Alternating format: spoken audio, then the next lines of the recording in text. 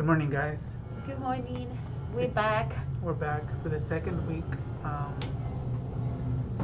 and hopefully everyone had a nice weekend. Our first segment is going to be the workout. It's a easy workout. It'll be stretching and just waking us up for the day. Nothing hard like on Friday. So, if you guys are ready, go ahead and we're gonna go ahead and get started. But make sure you have water near you, or if you need to take a break, take a break. It's not hard. These next exercises are the same as last week on Monday. It is stretching and just getting our bodies up and ready. Ready?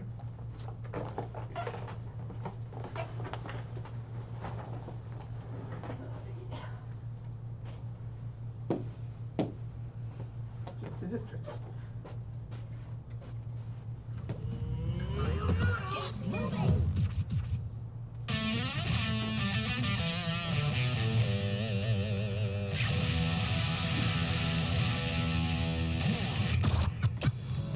What's up? We're gonna wake our bodies and our brains up with a good stretch.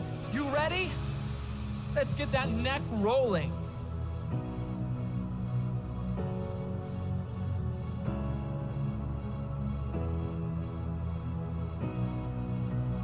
And reverse. Other side. Reverse again. The other way. And once more. Now back to the left. All right, let's get some arm circles. Arm circles to the front. Come on. Yeah.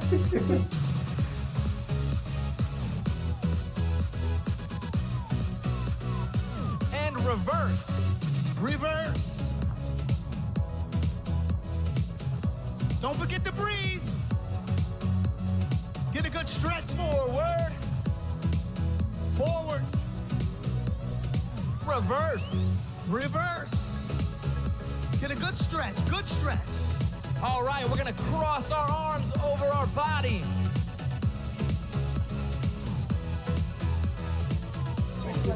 Feel the stretch in your back. Yeah. Feel the stretch. Stretch it out. To the right. Very good. Now we're going to go down to the center and stretch our legs. Over to the side. To the side.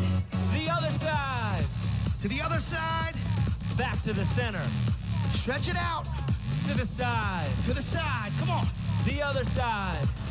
To the other side. And a few more times. Stretch it out.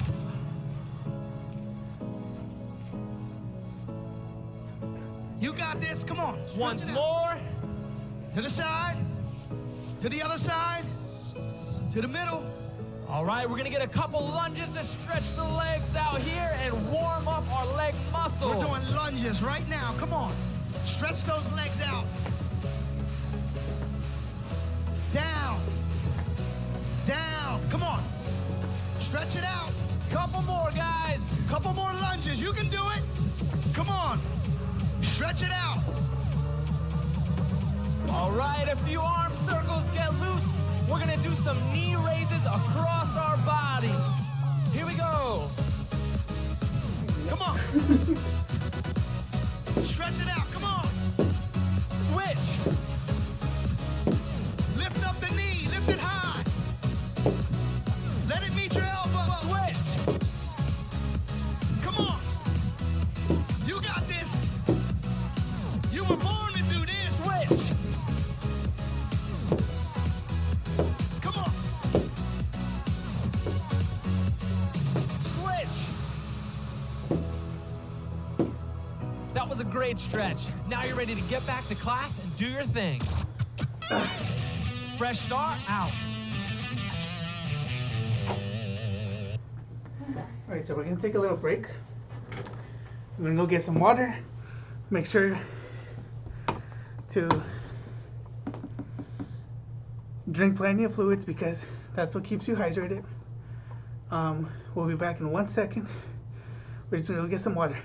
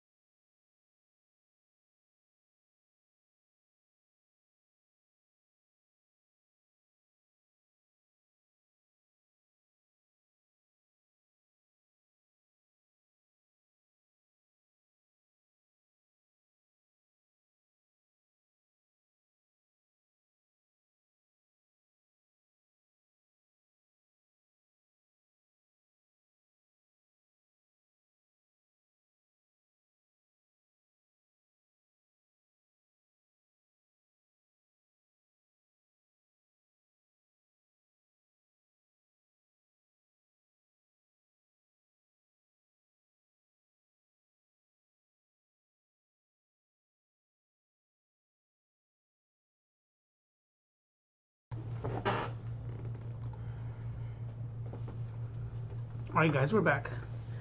Just have to get some water. Deep breath. Take some deep breaths.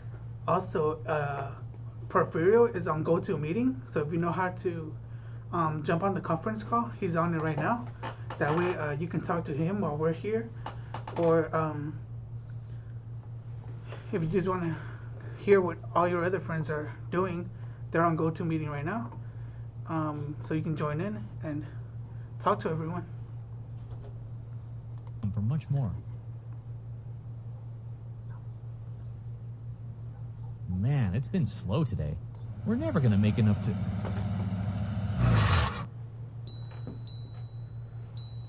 Whoa. I'm not sure we can actually get this baby any cleaner.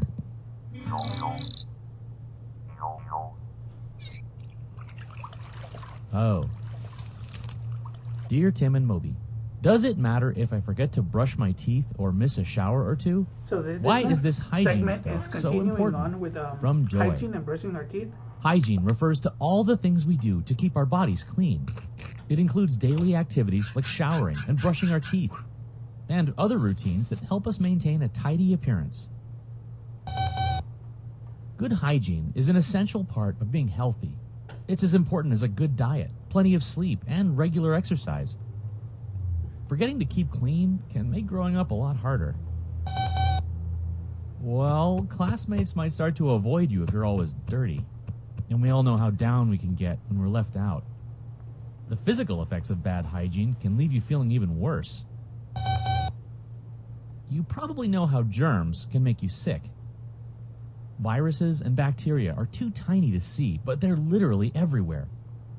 There are trillions and trillions of them for every person on the planet. They're in the air and water, on our food, and all over our bodies. Not all germs are bad for us, Moby. Most are harmless, and some are even beneficial. Our intestines are home to bacteria that help us digest food. They break it down into the nutrition our bodies need. In fact, all bacteria are just looking for their next meal. Sometimes they find a feast in places that aren't so healthy. Our mouths are like five-star restaurants to bacteria. They collect into a thin film called plaque and chow down on food particles. As they digest food, it can make your breath unpleasant. And they also produce acids that eat away at our teeth and gums. That can lead to cavities, holes in your teeth. Right. Brushing and flossing regularly cuts off their food supply, and that prevents plaque from getting a foothold. After every meal is ideal, but in the morning and before bed for sure. Be gentle and use a soft bristle brush. Remember to brush all your teeth, and your tongue too. Hitting the 2-minute mark will ensure oral superiority. It's not just about your mouth. Bacteria love any hot, sticky place, like armpits, feet, and your private parts. Paying attention to those areas will prevent them from getting stinky or irritated.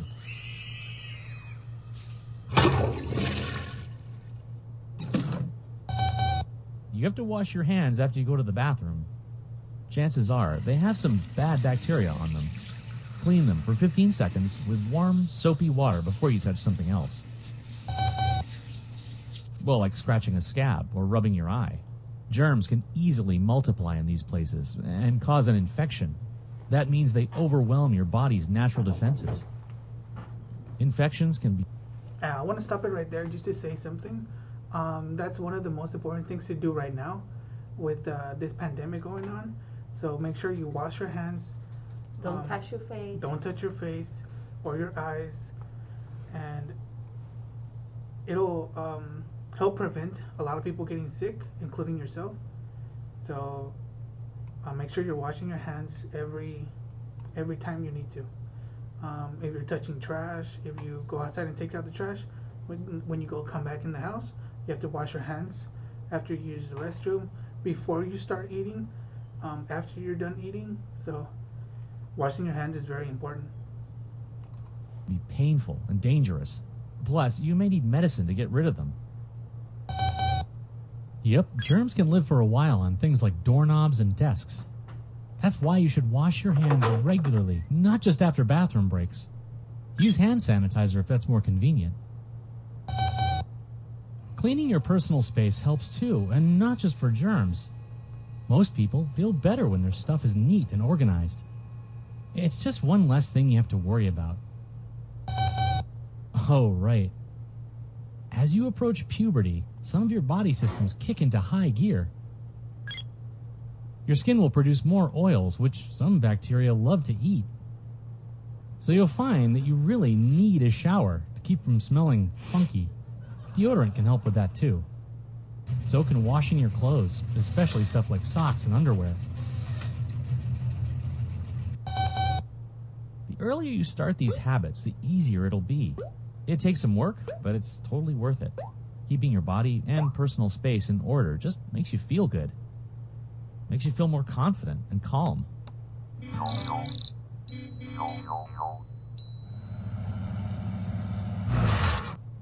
Y'all come back now. Yep, our first sale of the day. No cash. So what'd they give you? But this, I don't... Visit us at brainpop.com for more on this topic and hundreds of others. No, pretty You'll much find it's, movies, personal games, hygiene is quizzes, very and important. activities. All the time, not only Learn this more time, about the we need to difference wash our Brain hands Pop can make. Often. Take a shower. Love means never having to say you're sorry. Next segment. The quote may segment be is famous, about, but we here at Wellcast emotions. disagree. The ability to pluck up the courage to sincerely apologize is one of the most important skills you'll learn in life. And it especially becomes handy with the people you love. For us, Of for you, course, for them. apologizing can be terrifying. It's the kind of thing you build up into a huge deal, the kind of thing you lose sleep over and perhaps continue to put it off. We all do. And this week, we took a viewer suggestion from Spilo Spud. We're going to walk you through that difficult, awkward, sweaty moment when you have to take a deep breath and say, I'm sorry. It turns out, people who are able to bite the bullet and apologize are emotionally healthier than those who can't. A study done at Grant McEwen University in Edmonton found that people with low self-esteem feel worse after a conflict and are less likely to apologize for it. On the other hand, there's a strong correlation between strong self-esteem and the ability to apologize. Here's one more thing. A University of Illinois study found that people who apologized tend to fare better financially than those who don't. Are you still putting it off? All right, but just remember what William Shakespeare said. Cowards die many times before their death. What old Will means here is putting off an apology is a lot more painful than actually apologizing. Let's get to our 4 steps. Pause and print this worksheet at watchwellcast.com. Step 1. Assess the situation. Making this apology is going to be like climbing a mountain. You want to survey the terrain and watch out for any big rocks or boulders that are going to be especially hard to get over. So first, on your Wellcast worksheet, simply write down the whole story of whatever happened. For example, I came home late one evening after an exhausting day of work, and my roommate was eating my Doritos. I completely blew up at her. She then proceeded to weep for 2 hours. Step 2. Write out your game plan and stick to it. We're big fans of scripting out what we're going to say beforehand here at Wellcast. It takes a little bit of the nerves away from actually, doing the thing. So on your Wellcast worksheet, try writing out a practice apology speech. Make sure you hit the following points when you're giving your apology. Acknowledge what you did wrong and take responsibility for it. Hey, I shouldn't have flipped out, all right? That was a completely unfair and ridiculous response to you eating my Doritos. Say a genuine, I'm sorry, and don't temper it with any buts. This means none of this, I am sorry that you felt that way. Or, hey, I'm sorry, but you really need to respect my snack foods. Hey, don't go overboard, though. You shouldn't have to apologize for your whole existence. Just be specific to the actual incident. Don't try to rationalize your actions. but don't be afraid of explaining your emotions at the time. Be honest. Have you been really stressed out lately? Have you, for some reason, developed a very emotional attachment to Doritos? Okay, as long as you're not using these reasons as justification for your actions, honesty can't hurt. Step 3. An apology should be a conversation, not a monologue. Yeah, okay. I know I just told you to write down a script, but that can only take you so far. After you say what you've prepared, allow them to express their feelings and actually listen. You owe it to them. Step 4. Make amends. So, technically, the hard part's over, right? You've actually broken the ice and said what you've wanted to say. They've responded, but you don't want to fall into that category of talking the talk and not walking the walk. So, at the end of your worksheet, write down several ways that you're going to make an effort to change your actions for the better. Okay, let's recap, Wellcasters. Today you learned 4 steps to getting up the courage to actually give a sincere apology. You learned to assess the situation like a mountaineer. Write out your apology beforehand. Engage in a fruitful conversation with the person to whom you're apologizing. And you learned how to try to keep yourself from making the same mistake again. Tweet us at Watch. Anything to say about that? That's very good information. Yeah, so what it was saying is if there it's always good. There'll never be a wrong time to apologize to someone that you feel you yelled at or you got mad at for no reason. The first thing is like to admit that you did wrong. Yeah. Don't blame others. And just admit that you're wrong and then apologize for it. It's for your own good. Yeah, it'll make things better. It'll make you feel better. Your day will go better if you have someone in the back of your mind that you've wronged or you feel that you need to talk to them to apologize. It's always right now is always a good time. Like there will never be a wrong time to apologize to someone for something you feel that you could have handled a little bit better. You yelled at them or they made you angry, and just be sure to think about it. Even if you don't feel like apologizing, you can always come back to this video, watch the 4 steps, what you can do to get a better understanding of what to do. Watch Wellcast. Email us at watchwellcast@gmail.com or leave a comment down below. We'll see you next time.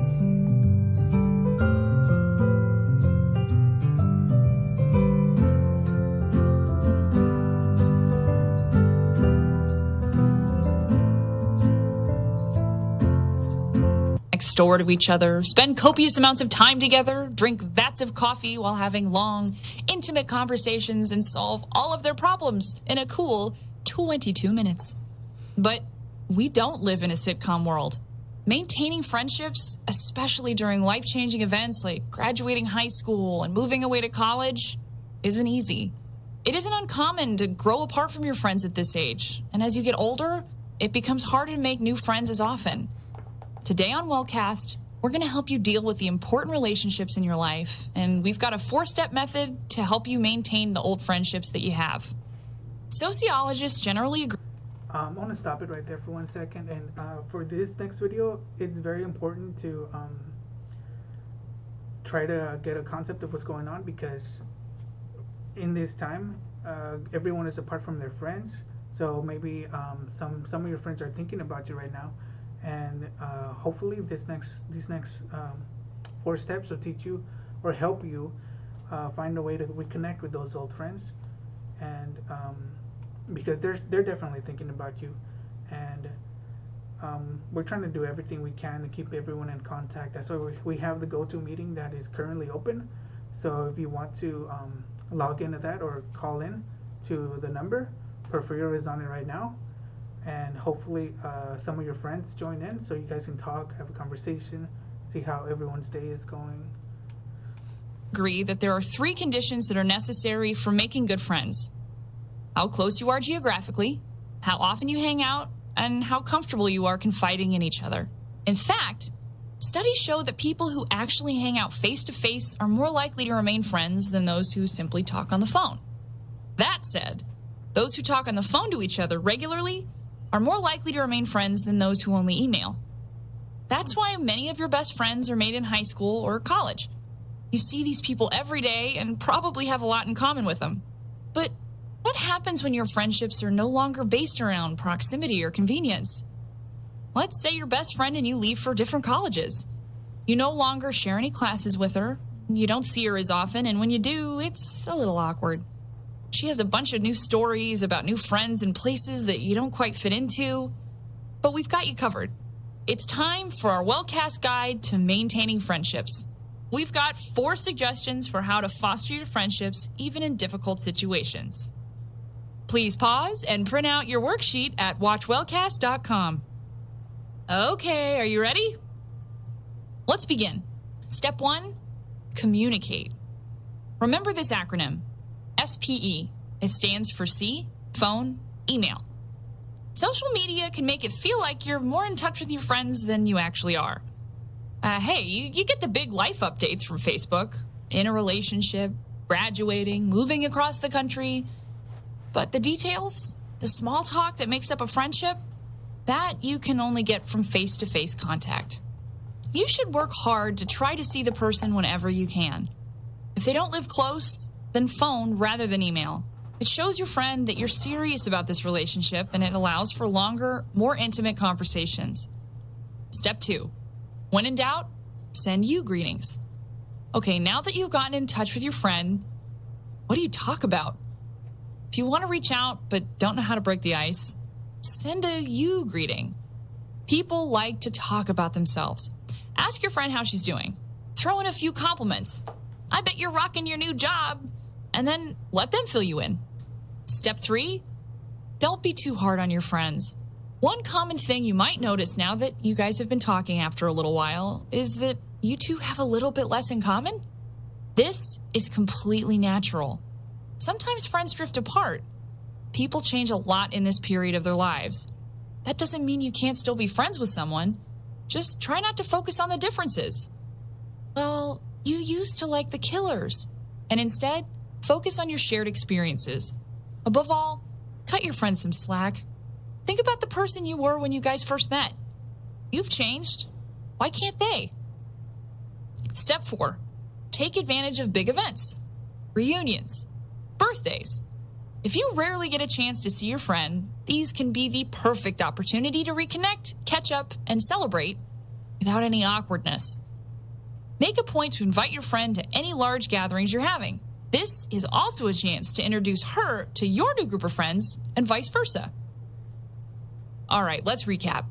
The most important thing in maintaining your friendships, showing up. Hanging out in person. A great chance for this is a large celebration or a milestone. And if you can't do that, give them a call. Send you statements when in doubt and ask about the other person. Don't be too hard on your friends. Don't expect them not to change. Hey, did these tips help? Let us know. Tweet us. Very helpful. I still have friends from high school, and I don't talk to them that much, but when we talk, it's very nice. Yeah. This is also an example that everybody's at home, we don't see our friends, we don't talk to our friends, but that's why our coaches are calling you to say hi, to see how you're doing, and probably you guys could get in contact with the group and talk to each other. That would be nice. Yeah, and right now it's a better time than any to give your friends a call to see how they're doing, and remember to talk to your friends about them. That way they feel like they want to talk to you about you. So give your friend a call and ask them how they're doing, and then they'll ask you how you're doing. And in this time, everyone is missing everyone, so be sure to let them know that you miss them. And we're gonna go to the next section. Us at WatchWellcast. Email us at watchwellcast@gmail.com.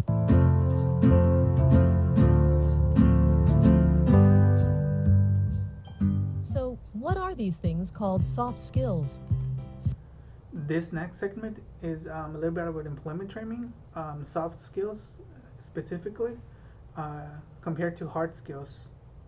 Soft skills is a catch-all term referring to various behaviors that help people work and socialize well with others. In short, they are the good manners and personality traits needed to get along with others and build positive relationships.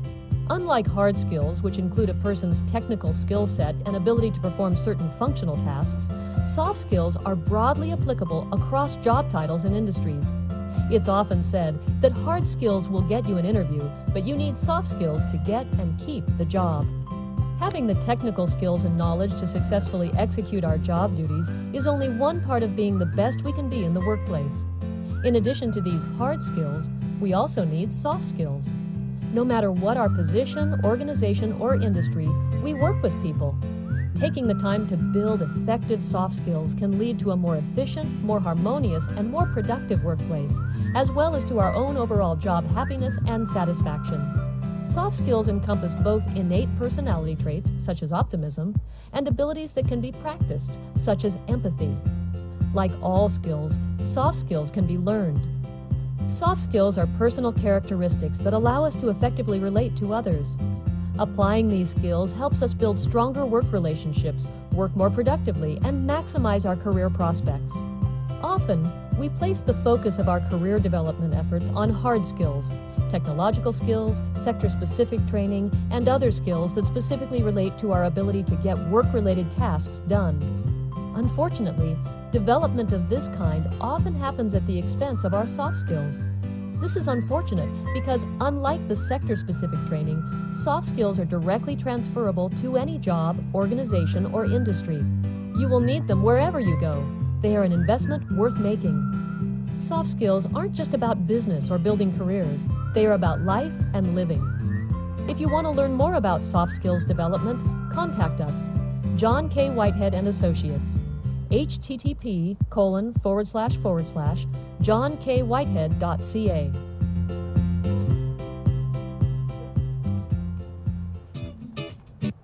Alright, so that segment was about soft skills and hard skills. A soft skill is being a nice person, or having good manners, and that will take you in any job and everyone will like it. It's something that you can use in any employment. That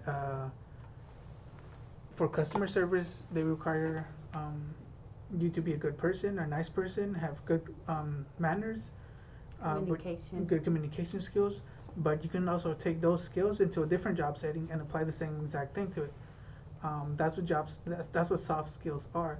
Hard skills are being able to fix cars, having the knowledge of working with tools, being computer savvy, being a good artist, and those are skills that you can only do in certain jobs. The auto mechanic can't go to a hospital and work at a hospital because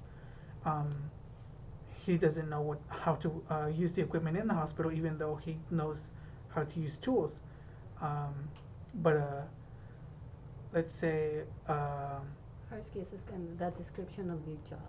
yeah, hard skills is description of your job. But let's say that same mechanic can work in the hospital if he takes the schools, it does everything he needs to do to become a doctor, and he still has those soft skills of being a good person, being on time, being on having all the qualities a person needs to have to be a doctor. So soft skills are transferable to any employment, and hard skills are in the same set of the job that you're applying for or the job that you're doing. Talent LMS, the top 10 most used online employee training tools. Using e-learning to train your employees is a no-brainer, but picking the right tools is not always easy. Let's start with the basics. The text editor. Over the past decade, authors, journalists, and copywriters have thrown out clunky old programs like Microsoft Word and opted for more streamlined editors like Scrivener, Ulysses, or Page 4. Though Photoshop is the king of image editing, it's probably overkill for your needs. Try Paint.net if you're on Windows, or Pixelmator if you're on Mac. A good audio editor is essential for a lot of course material, such as interviews and lectures. Audacity is the undisputed champion, free for Mac, PC, and Linux. With a good video editor, you'll be ready to create full-blown multimedia training content. PCs usually come with Windows Movie Maker pre-installed. For Macs, you can use the iMovie program. For other content tools, you may need ViewScan to digitize third-party content, ReadIris or ABBYY Fine Reader to convert that text into an editable form. And of course, a good note-taking program like OneNote or Evernote to juggle all those miscellaneous details. Backing up your content is just as important as creating it. Once it's uploaded to an e-learning platform like Talent LMS, it's safe. For everything on your computer, keep it safe by either copying it onto an external disk, using file history or Time Machine, or a cloud service like Backblaze or CrashPlan. Excel and other spreadsheet applications are perfect for all kinds of data analysis. As a course curator, you'll need to track training expenses, evaluate your course's effectiveness, organize time schedules, and who knows what else. Mind mapping has been used since the 70s to aid in information organization, problem solving, and creative writing. Give these popular brainstorming programs a try. There's a massive range of options for project management software out there. Start simple with something like Asana, Zoho Projects, or Basecamp. Stock assets can be an invaluable time saver. Check out paid resources like Corbis, iStock, or Shutterstock. If you're on a tight budget, you can find copyright-free material in Flickr's Creative Commons, Wikimedia Commons, or archive.org. Are there any other tools you can't live without that we missed? So this segment was about some of the tools you can use to help you further in employment. For example, if all of us here in the office use Microsoft Word to get our case notes done, to get our monthly objectives done, and more than ever, we're using email to email all the staff, email everyone who's working from home, and they're using Microsoft Word to get their job done. And for me, a lot of the things that I'm using at home is all the video editing software that I need to do to mash up these videos together to get to you guys, so you guys don't have to go around and digging on the internet to find these videos. I'm using Photoshop to make the YouTube banner. We're using Streamlabs to stream our video to you guys right now. We're using our Logitech software to get the webcam, and that's mostly what this is. This is examples of things you can use to get the job done. But that was the last video for today, and we're going to be doing this again tomorrow at 10. So the workout will be a little bit harder. It'll be new information with different videos, and If you have any questions, just talk to your coach. Talk to your coach. But we are telling them to watch all these videos as we're doing them. So hopefully you guys have something to talk about, because it's gonna be a little bit hard to know what to talk to your coach for a long time. But if they're watching this video and you're watching this video, this is something you guys can talk about. If you have any questions, you can ask them. And they could let us know, and we could help you if they're not able to help you. So tomorrow we'll be here at 10 o'clock. Yeah. And I am going to be starting playing a game on here as well. So for anyone out there that knows the game, it's called Stardew Valley. I am going to be streaming that from my house. So when I'm working from home, I'm going to be doing that game. So if anyone wants to join in or to just watch me play, I'll be doing it at 1:30 p.m. That way you're awake, you've had your snack, you can just join in and see how the game goes. But thank you guys for watching. We're going to be logging off now, and you can always call us. We're here in the office. If you have any questions about the new game that he's going to be streaming, just call us to the office and we give you more information about that. Yeah. And thank you guys, and have a Take nice care. day.